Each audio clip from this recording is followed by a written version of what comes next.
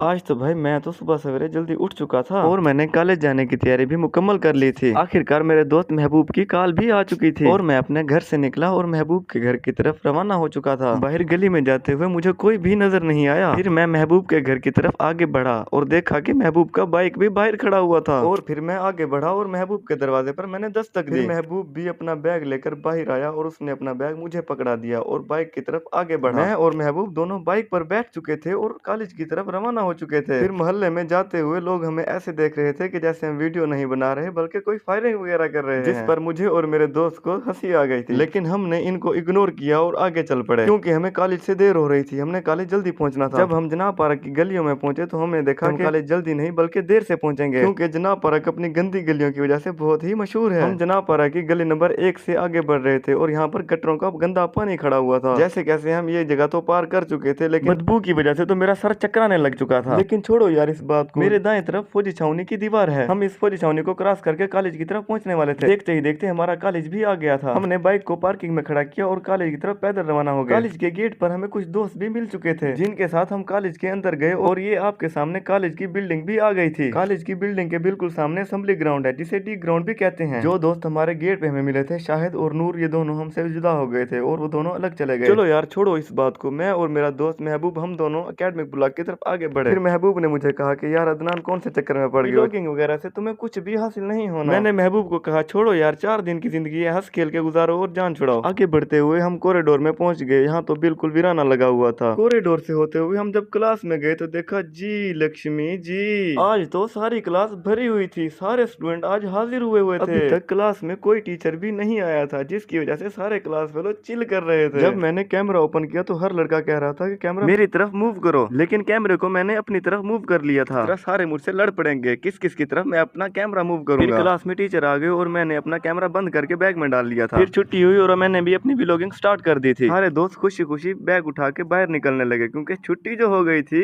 लेकिन ये लोग आपस में पता नहीं क्या खुसर बुसर करी जा रहे थे। फिर आपके भाई ने सोचा कि वो भी अपना बैग उठाए और वो भी अपने घर की तरफ रवाना हो। फिर मुझे मौसम भाई आगे मिल गए जिसने मुझे कहा कि भाई आप अपने चैनल का लिंक मुझे सेंड करो। मैंने भी उसे कह दिया ठीक है चलो कोई बात नहीं सेंड कर दूंगा। फिर मैं भी अपनी मंजिल की तरफ रवाना हो गया। ठीक है दोस्तों आज का व्लॉग हम इधर ही खत्म करते हैं। मिलते हैं अगले व्लॉग में, तब तक के लिए अल्लाह हाफिज।